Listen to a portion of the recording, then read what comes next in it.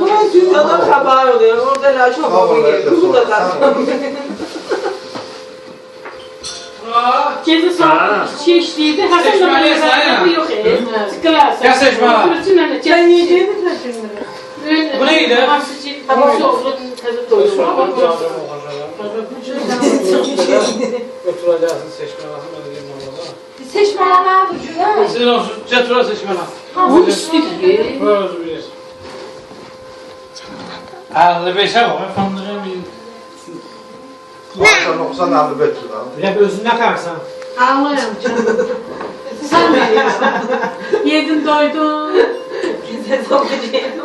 Şimdi hamdan sonra kalkacağız. Hamdan da sonra çok sıkıyor. Namazı kılmışsın bir yerde. Geçen gün.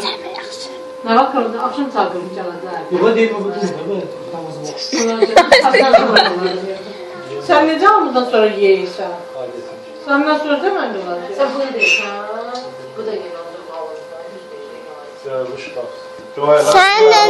Sen cüzgü alıp, üzümü kırpmaq üçün. Sen niye böylesin? Yok, Saçım, bırak saçım.